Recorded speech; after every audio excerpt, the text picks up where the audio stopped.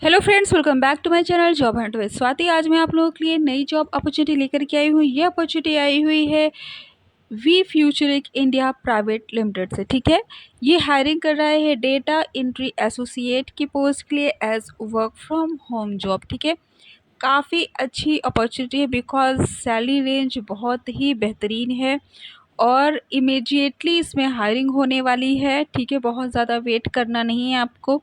अगर आप सेलेक्ट हो जाते हो, शॉर्ट लिस्ट हो जाते हो, तो तुरंत आपको रिस्पांस मिल जाएगा। ठीक है, और क्वालिफ़िकेशन तो इन्होंने नहीं दे रखा, बट मिनिमम आप यहाँ पे इंटरमीडिएट मांग के चलो, क्योंकि यहाँ पे दे नहीं रखा है।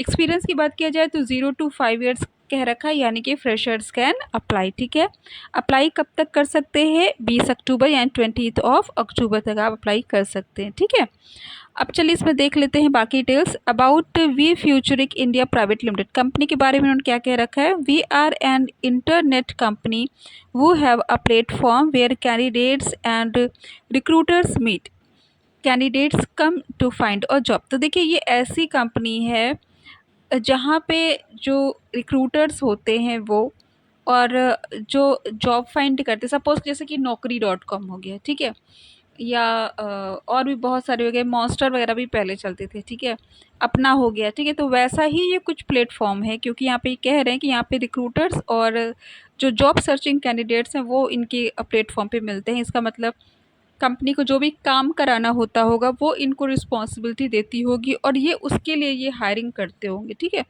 तो ये नौकरी वगैरह जब पैसा तो नहीं है, क्योंकि वो लोग अपना जॉब का हर तरीके की और हर कंपनी की जॉब्स का एडवर्टीजमेंट डालते हैं अप्लाई करने के लिए।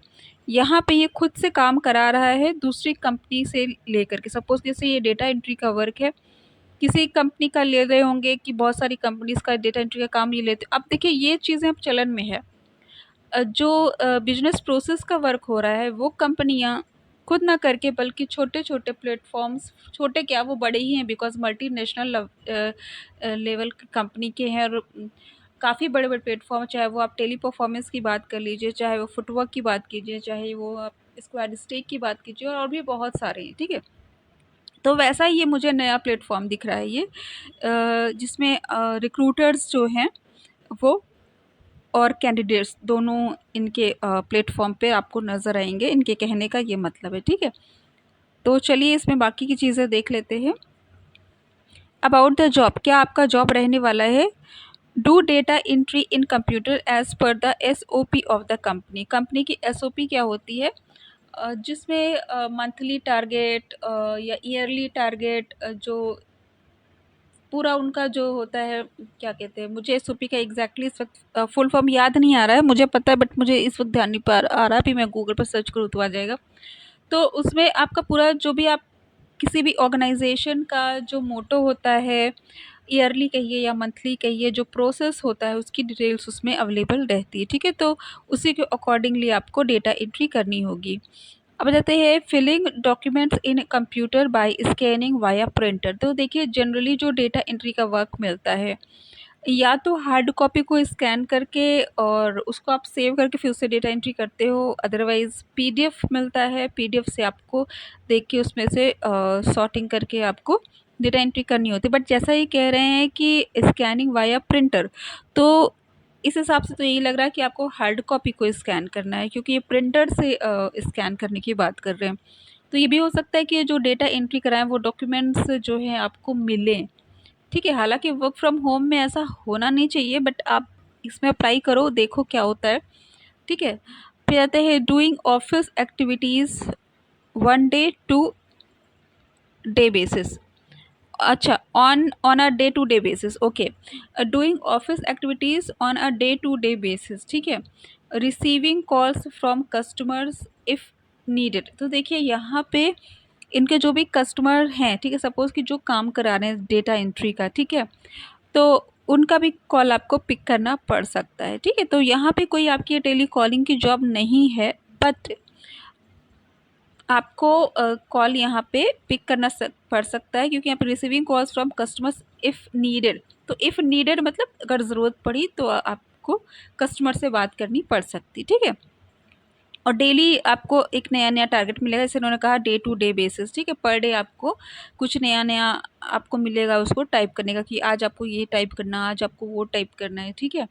तो सैलरी रेंज जो इन्होंने दे रखी है 6 लाख टू 9 लाख हो सकता है, ये आपकी डिफरेंट होती होगी पर डे। जैसे कि पर डे अगर सपोज कि आपको ज़्यादा वर्क मिला तो ज़्यादा सैलरी हो गई, कम वर्क मिला तो कंपैरेटिवली कम हो गई, बिकॉज जिस तरह से ये कह रहे हैं डे टू डे बेसिस पे आपको वर्क करना होगा, ठीक है। तो पर डे आपका अलग अलग काम भी हो सकता है, अलग अलग टारगेट भी हो सकता है, अलग अलग वर्कलोड हो सकता है, ठीक है। इफ़ेक्टिव कम्युनिकेशन की बात की है, तो कम्युनिकेशन इसलिए बात की है क्योंकि कम्युनिकेशन से मतलब सिर्फ आपका ओरल नहीं होता है, ये आपका रिटन में भी आता है। तो अगर आपको टाइपिंग करना है तो इसलिए भी कम्युनिकेशन की बात की जा रही है, लेकिन आपको तो खैर टाइपिंग वही करना है जो ये मटेरियल देंगे। तो कम्युनिकेशन वर्बल से रिलेटेड है, मतलब आपका वोकल से रिलेटेड है, बिकॉज आपको थोड़ी बहुत कॉल भी पिक करनी होगी कस्टमर से रिलेटेड, तो कस्टमर से आप अच्छे से कम्युनिकेट कर सको, इस वजह से भी। वैसे भी प्राइवेट जॉब में आप अप्लाई करते हो तो कम्युनिकेशन मांगा ही जाता है, उससे मतलब ये नहीं कि आपका टेली कॉलिंग का ही वर्क हो, ठीक है। कम्युनिकेशन आपकी अच्छी होनी ही चाहिए, ऑफिशियल होनी चाहिए, ठीक है, क्लियर होनी चाहिए, ये सारी चीज़ें देखी जाती है, ठीक। सैलरी रेंज में आपको बता ही चुकी है। नंबर ऑफ़ ओपनिंग्स कितनी है, 30 है, और अभी आज ही अभी के अभी ये आउट हुई है पोस्ट, ठीक है। अभी मैं बस सर्च ही कर रही थी कि मुझे ये दिख गई, ओके।